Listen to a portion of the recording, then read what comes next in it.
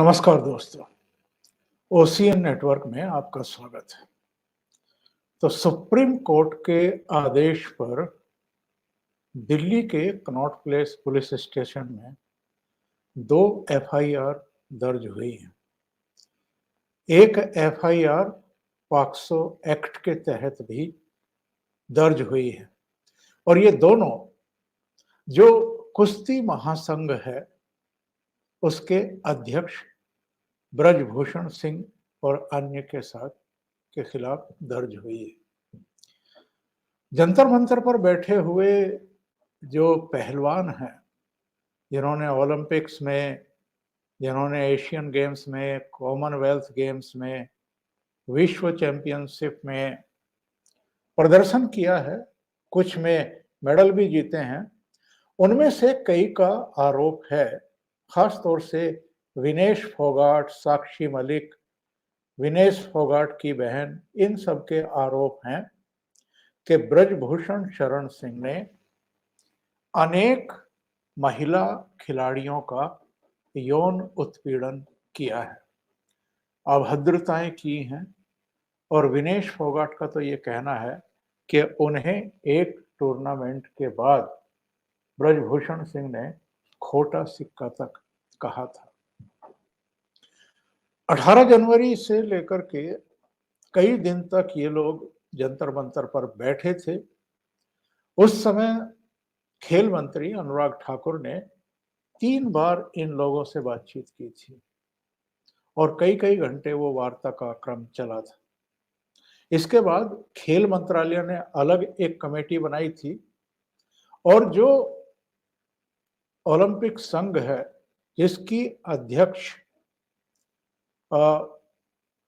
जानी मानी athlete PT Usha हैं, उन्होंने एक अलग कमेटी बनाई थी और दोनों कमेटियों को जांच करने का आदेश दिया गया था।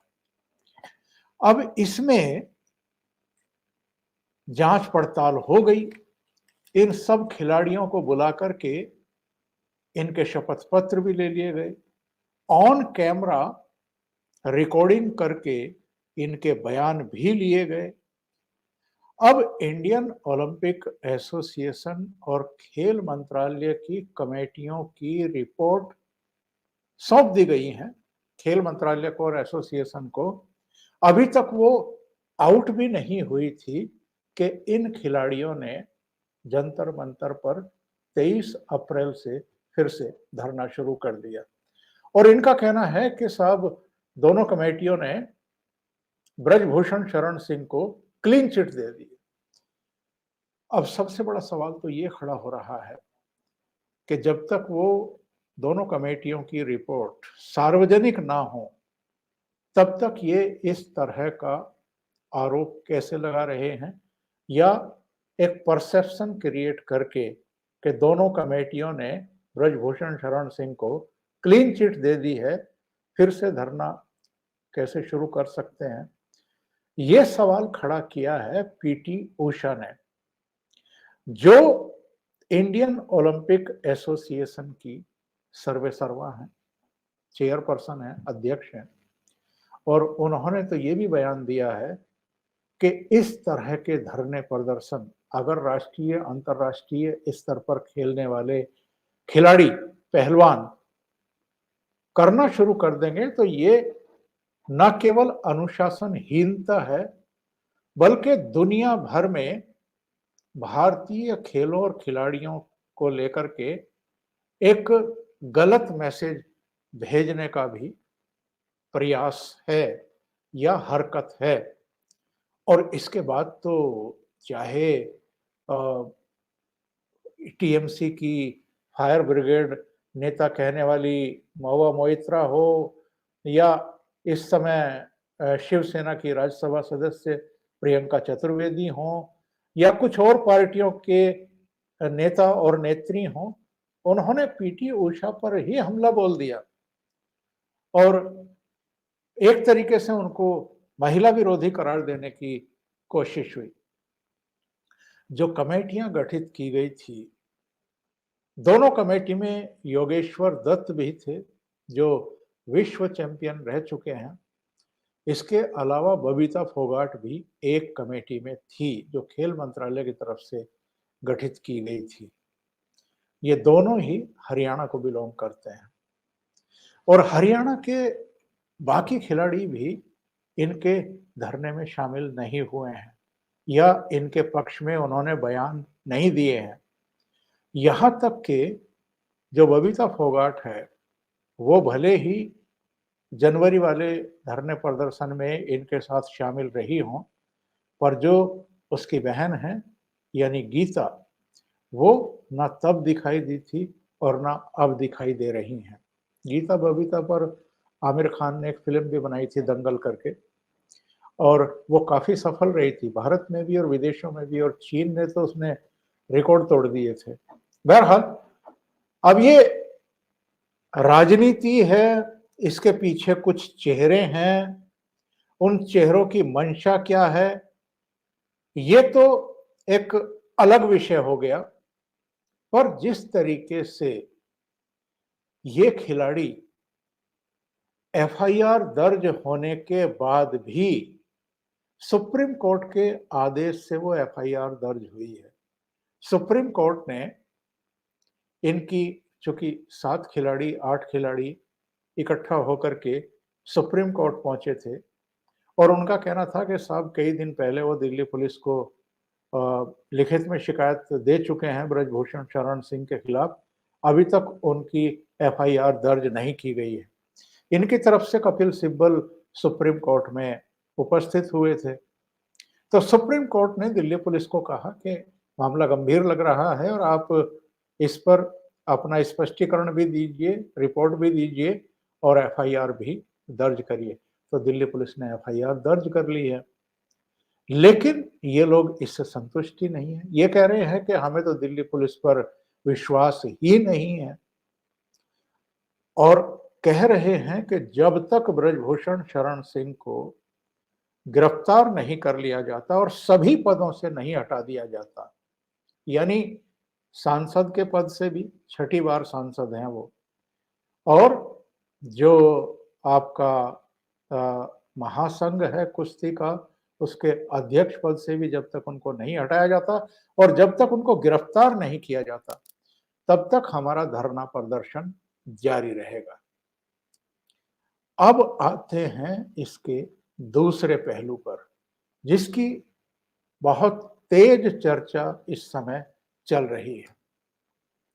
मैं आपको धरना स्थल के कुछ फोटो दिखाता हूं। ये हैं नरेश टिकैत, ये बालियान खाप के अध्यक्ष हैं। बालियान खाप यानी जाटों की बालियान खाप। ये आतिशी हैं और इसमें आपको आम आदमी पार्टी के कुछ और नेता भी दिखाई दे रहे हैं, ये भी धरना स्थल पर पहुंच गए। ये सौरभ भारद्वाज जो आम आदमी पार्टी के ही इस समय नेता भी हैं, प्रवक्ता भी हैं और मंत्री भी हैं, आतिशी भी मंत्री हैं। ये जरा देखिए, ये दीपेंद्र हुड्डा हैं जो इस समय कांग्रेस के राज्यसभा सदस्य हैं। रोहतक से 2 या 3 बार मेंबर ऑफ पार्लियामेंट चुने गए थे। 2019 में ये भी हार गए थे अरविंद शर्मा के हाथों, और इनके पिता भूपेंद्र सिंह हुड्डा जो हरियाणा के पूर्व मुख्यमंत्री हैं, वो भी सोनीपत से हार गए थे। अब अगला चित्र देखिए, ये है भूपेंद्र सिंह हुड्डा, हरियाणा के 2 बार मुख्यमंत्री रहे, कई बार रोहतक से मेंबर ऑफ पार्लियामेंट भी रहे। ये भी धरना स्थल पर पहुंचे हुए थे और रही सही कसर पूरी कर दी सत्यपाल मलिक ने। सत्यपाल मलिक ने तो वहां पहुंच करके खिलाड़ियों को कुछ गुरु मंत्र भी दिए, उनको कुछ समझाया भी और सरकार के खिलाफ उन्होंने भाषण भी दिया। उन्होंने कहा कि सरकार किस मुंह से बेटी बचाओ का नारा देती है, 3 महीने से न्याय के लिए ये बेटियां भटक रही हैं और इसलिए कोई कार्रवाई नहीं हो रही है, एफआईआर दर्ज नहीं हो रही है, या कुश्ती महासंघ से उनको नहीं हटाया जा रहा है क्योंकि वो बीजेपी के सांसद हैं। तो एक तरीके से सत्यपाल मलिक ने जिस मुहिम में आजकल वो लगे हुए हैं, उसी को आगे बढ़ाते हुए प्रधानमंत्री नरेंद्र मोदी के खिलाफ, उनकी सरकार के खिलाफ मोर्चा खोला जाकर के जंतर मंतर पर।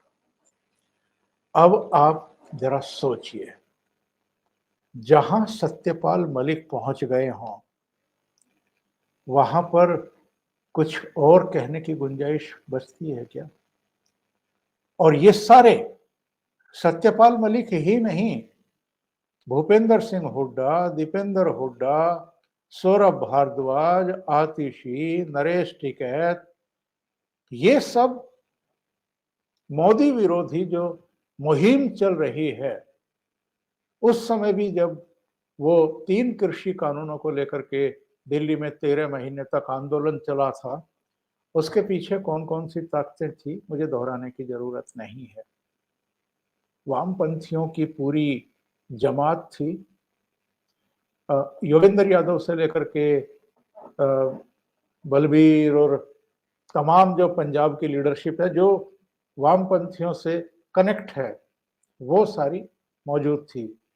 हरियाणा के भी बहुत सारे ऐसे लोग टीकरी बॉर्डर पर बैठे हुए थे, जो या तो नेशनल लोकदल से जुड़े हुए हैं, इंडियन नेशनल लोकदल से, जो छोटा लगी पार्टी है, या भूपेंद्र सिंह हुड्डा के समर्थक हैं, अनुयायी हैं, उनके मतदाता हैं, उनके लिए काम करते रहे हरियाणा में। कुंडली बॉर्डर पर पंजाब से जत्थेबंदियां आकर के धरने देती थी, और कौन कौन चेहरे थे जिनमें दीप सिद्धू से लेकर के और लखा तक बहुत सारे लोग थे, और वो बाद में भी किस तरह की मुहिम में चले आगे बढ़े, ये अब किसी से छिपा हुआ नहीं है। एक वर्ग है जो कह रहा है कि इन खिलाड़ियों के जरिए कांग्रेस पार्टी राजनीति कर रही है, और ये खिलाड़ी उसके मोहरे बन रहे हैं। सच क्या है, झूठ क्या है, ये तो कभी सामने आएगा या नहीं आएगा, कहा नहीं जा सकता है। लेकिन जिस तरह की जिद मारी ये खिलाड़ी कर रहे हैं, और जिस तरह के तथ्य इनको सामने ला करके देने चाहिए थे, ये मीडिया के लोग पूछते आ रहे हैं कि आप, अभी विनेश फोगाट ने एक बयान दिया था कि ब्रजभूषण शरण सिंह ने 1000 लड़कियों का शोषण किया है, यौन उत्पीड़न किया है, 1000 लड़कियों का। उन 1000 लड़कियों में से 10 को ही सामने ले आते, उन्हीं के शपथ पत्र दाखिल करवा दिए होते सुप्रीम कोर्ट में, या जो इंडियन ओलंपिक एसोसिएशन के कमेटी या खेल मंत्रालय की कमेटी इसकी जांच पड़ताल कर रही थी, उनके सामने शपथ पत्र दिलवा दिए होते, तो भी मामला समझ में आता। लेकिन किसी लड़की का नाम तो ये दे नहीं रहे हैं, और चाह रहे हैं कि उनको दफन कर दिया जाए। अब ब्रजभूषण शरण सिंह से एक चैनल के संपादक बात कर रहे थे, जब ये एफआईआर दर्ज की गई उसके बाद ब्रजभूषण शरण सिंह का कहना था कि साहब, अगर ये लोग धरना उठाने को तैयार हों और मेरे इस्तीफे से संतुष्ट हो जाते हैं, तो मैं अध्यक्ष पद से इस्तीफा दे देता हूं। इस पर भी इनके बयान आ गए। इन्होंने कहा कि इनका तो अब कार्यकाल ही खत्म हो रहा है, तो इस्तीफे का क्या मतलब है। इनको तो मेंबर ऑफ पार्लियामेंट के पद से हटाया जाए, सभी पदों से इनको रुखसत किया जाए और इनको गिरफ्तार करके जेल भेजा जाए। तो अब आप जरा ये सोचिए कि ये कौन सी मुहिम के अगुवा बने हुए हैं और क्यों ऐसा चाहते हैं। जो 2 कमेटियां बनी थी, खेल मंत्रालय की और इंडियन ओलंपिक एसोसिएशन की, उसमें मैरी कॉम को अध्यक्ष बनाया गया था। मैरी कॉम इंटरनेशनल लेवल पर कितने पदक जीत चुकी हैं, वो बॉक्सिंग की चैंपियन रही हैं, राज्यसभा की सदस्य हैं, एक सम्मानित और विश्वस्त खिलाड़ी हैं। इसके अलावा योगेश्वर दत्त से लेकर के बैडमिंटन के, बॉक्सिंग के खिलाड़ी उसमें शामिल किए गए थे कमेटी में, 2 वकील उसमें शामिल किए गए थे। खेल मंत्रालय की कमेटी में भी मैरी कॉम थी, योगेश्वर दत्त थे, बबीता फोगाट को भी शामिल किया गया था और कुछ और लोगों को शामिल किया गया था।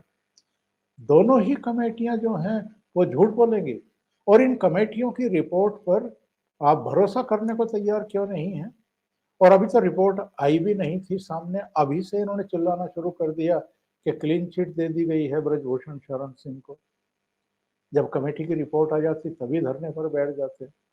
तो इससे ऐसा लगता है कि जो कांग्रेस या विपक्षी दल कहीं ना कहीं खेल करा रहे हैं इनके जरिए, और जिस तरीके से ऐसे लोगों का जमावड़ा लगना वहां शुरू हो चुका है जो मोदी सरकार के खिलाफ लामबंदी में हैं, मुहिम में शामिल हैं, तब तो आगे कुछ कहने की जरूरत ही नहीं पड़ती है। और सत्यपाल मलिक का पहुंचना वहां पर, यह भी बहुत बड़े सवाल खड़े करता है। इसके बाद कुछ कहने की गुंजाइश भी नहीं बचती है। अभी के लिए इतना ही। बहुत बहुत धन्यवाद। अगर आपको ये चैनल और इसके कंटेंट पसंद आ रहे हैं तो लाइक करें, कमेंट करें, वीडियो को शेयर भी करें। अभी तक अगर आपने ये चैनल सब्सक्राइब नहीं किया है तो सब्सक्राइब कर लें और साथ में लगे बेल आइकॉन को दबा दें ताकि आगे आने वाले वीडियो और उनके नोटिफिकेशन आप तक पहुंचते रहें। बहुत बहुत धन्यवाद। नमस्कार।